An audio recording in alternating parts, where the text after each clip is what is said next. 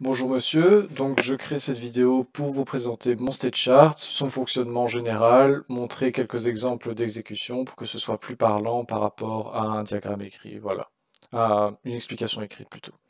Donc on peut constater qu'il y a un état off qui représente quand la machine est éteinte et un état on composite qui contient tous les états de la machine lorsqu'elle est allumée. On peut passer de l'un à l'autre via une transition switch, ou on peut revenir de l'état on à l'état off après 900 secondes, qui est le temps d'inactivité après lequel la machine se met automatiquement en veille. Dans cet état on, je possède trois régions principales. Donc on a tout d'abord une région Display Drink Selection qui permet de choisir un type de boisson et de paramétriser les différents paramètres de la boisson qui sont donc son intensité, sa taille et activer ou non la double tasse. Ensuite, après une série de vérifications que je détaillerai par la suite, je peux préparer une boisson simple ou une boisson double et en fonction de la taille de cette boisson, il va décrémenter de façon différente les différentes variables qui tiennent à jour les ressources dans l'appareil.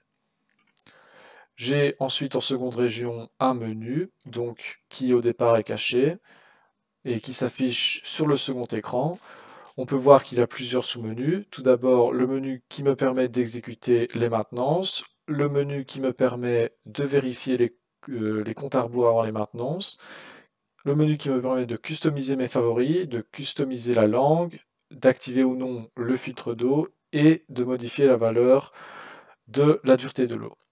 Enfin, la dernière région concerne le second écran, qui donc affiche soit les informations sur la boisson qu'on a sélectionnée, ou les avertissements pour les maintenances ou les ressources manquantes.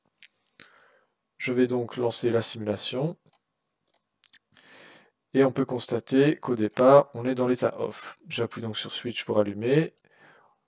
Ici, mon état Display Drink Selection est activé, mon menu est caché, et on affiche les paramètres de la boisson sélectionnée.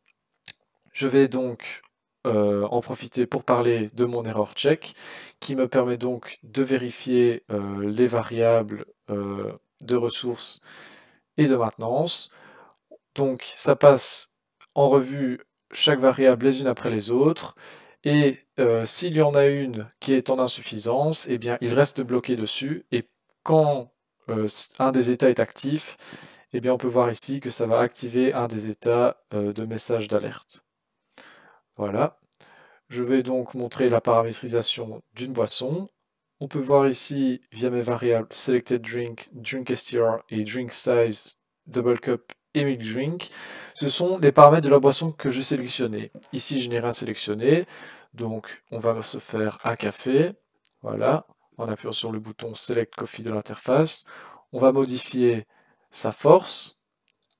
On peut voir que pour modifier la force, simplement, à chaque fois qu'on appuie sur le bouton, on incrémente de 1 et on fait modulo 8 pour avoir une valeur entre 0 et 7. Même chose pour la taille avec le bouton ML, mais qui cette fois fait modulo 3 puisqu'on n'a que 3 tailles différentes. Je peux activer ou non la double cup, voilà. Et le milk drink s'active automatiquement sur une boisson lactée, donc un cappuccino, voilà, le milk drink s'est mis en true.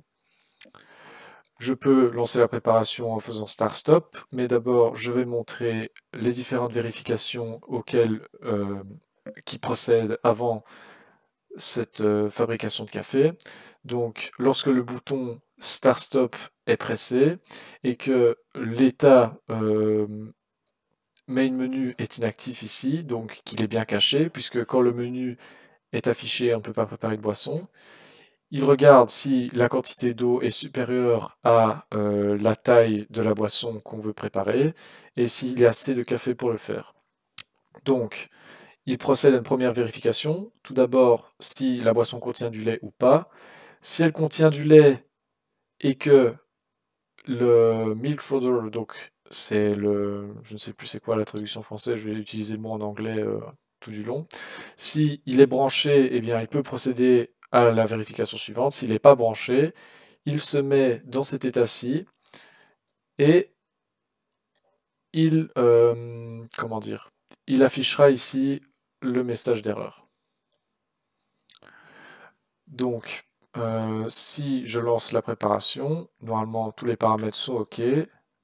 Ah, mais non, du coup ici j'ai fait un espresso, je n'ai pas branché mon milk frother, donc il n'accepte pas de préparer la boisson. Pour le brancher, je fais milk frother ici, la variable passe en trou et il considère que j'ai branché mon milk frother. Maintenant, je peux préparer ma boisson. Donc, puisque le drink stirrer était à 4 et que la taille était à 2, ainsi que double cup égale true, on peut voir qu'il a préparé une double tasse et qu'il est rentré dans cet état-là qui modélise une double tasse large. Ici, une double tasse médium, une double tasse petite, et là, simple tasse large, simple tasse médium, simple tasse petite. On peut voir qu'en fonction de la taille de la boisson sélectionnée, il va à un état différent.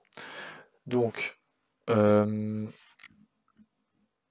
après 5 secondes, l'état Prepare Single Drink se finit après 5 secondes, qui modélise à peu près le temps de préparation. L'état Double Drink se finit après 7 secondes, qui modélise aussi à peu près le temps de préparation. Je peux également interrompre ces préparations avec Start Stop,